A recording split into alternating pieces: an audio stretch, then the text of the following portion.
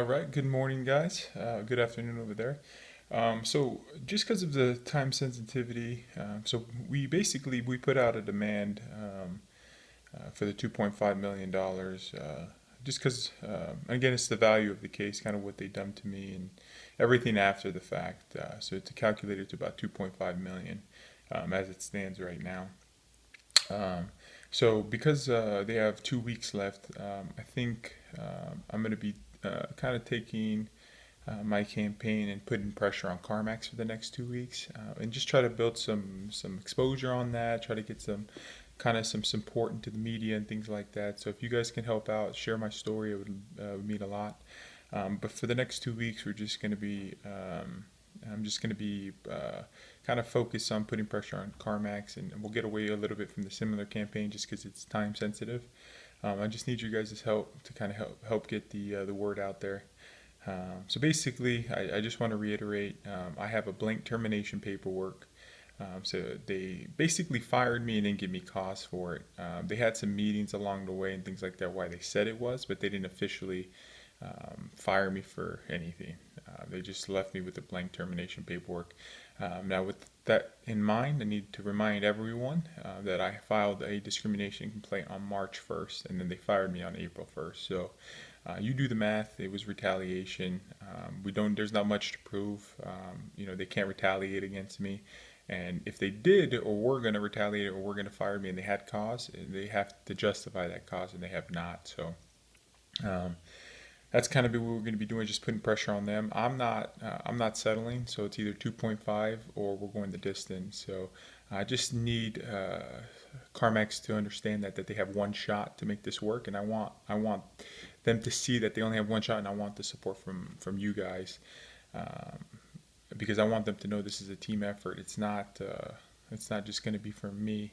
I want them to know what they've done and the social injustices they've caused, and they're going to continue to cause unless they don't get away with it. So this is them not getting away with it. We're going to make sure that we're vocal about it. We're going to speak up because, again, part of the campaign is for us to speak up and show them that we're not scared, that we're not going to be silent. As I told you guys earlier, Kaepernick, he says it all the time.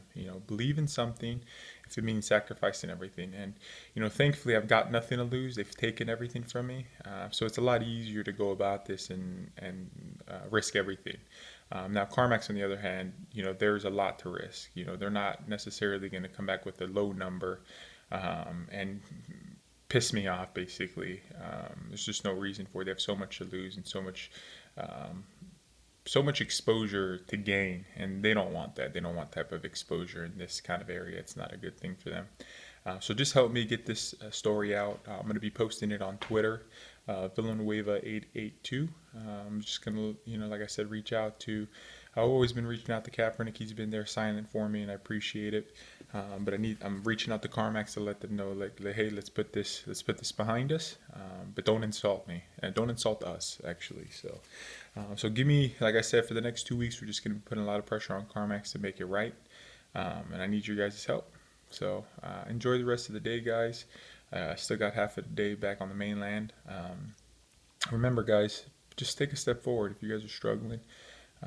All you got to do is take a step forward. There's a guy in England, I forget his name, but I think he's not putting his name out there, but he's 25 years old, and he's talking about 600 and something pounds. And I hate to bug him about it, but you got to start somewhere. First step you got to do is you got to find a job, and if they're gonna take everything, let them take everything. The good thing about you is you get to start new. You always got to think optimistic about it.